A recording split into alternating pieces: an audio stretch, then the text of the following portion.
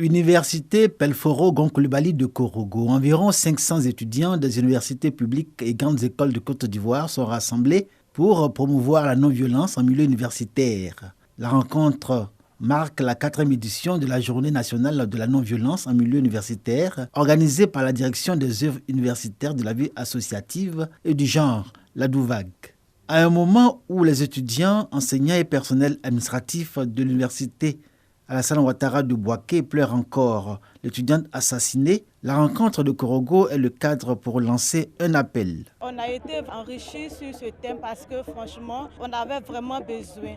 Vu ce qui s'est passé tout dernièrement à Bouaké, je lance cet appel-là pour que le gouvernement puisse instaurer des cellules de non-violence pour qu'ensemble nous puissions lutter vraiment contre tous ces bourreaux-là. Le thème de l'édition 2021 porte sur la non-violence en milieu universitaire pour un développement durable de la société ivoirienne.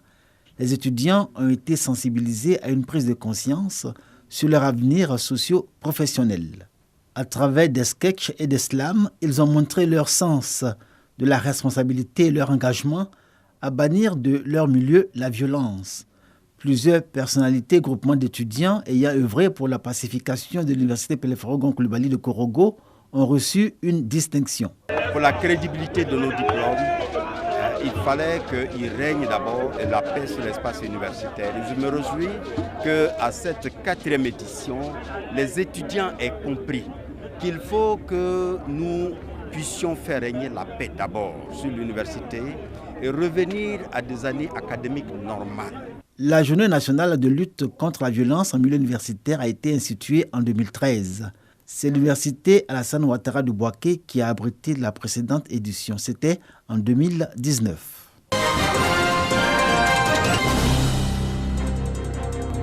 Face à la presse, la traditionnelle tribune initiée par l'Union des patrons de la presse en ligne de Côte d'Ivoire. Elle a eu pour invité l'ambassadeur de l'État d'Israël en Côte d'Ivoire. Léo Vinosveski a entretenu les professionnels des médias sur le thème « La place de la presse numérique dans le développement sociopolitique et économique de l'État d'Israël ».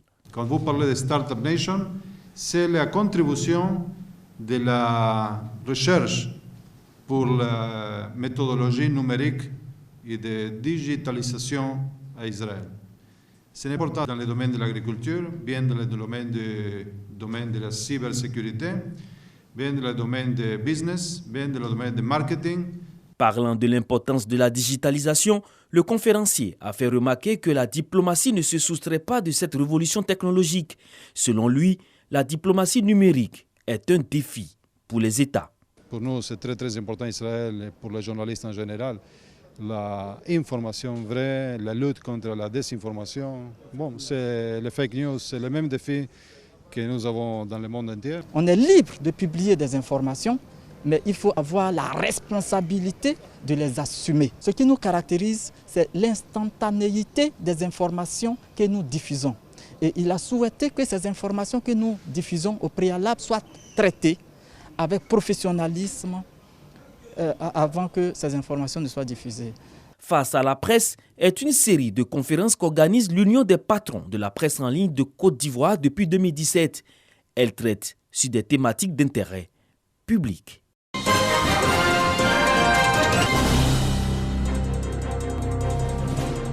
La production de lait en Côte d'Ivoire est estimée à 34 000 tonnes en 2019 pour une consommation de 240 000 tonnes. En clair, la demande en lait et produits laitiers est plus élevée que la production locale. C'est pour résoudre ce déficit que le ministère des Ressources animales et halieutiques a élaboré le plan national d'action de développement de la chaîne de valeur du lait. Nous sommes disposés non seulement à partager nos connaissances, mais à œuvrer avec vos services pour améliorer les revenus et les conditions de vie des éleveurs et les communautés qui vivent de l'élevage bovin et de la production laitière. La mise en œuvre de ce plan d'action aboutira à des résultats tels que l'augmentation de 25% de la production locale. 50% de cette production sera transformée dans des conditions d'hygiène et de qualité et cela va créer 30 000 emplois directs. L'objectif global du plan national d'action de développement de la chaîne de valeur lait est d'améliorer la sécurité alimentaire par le développement d'une chaîne de valeur lait compétitive et attractive. Les enjeux sont grands, mais surtout réalisables, afin d'inverser durablement la tendance actuelle.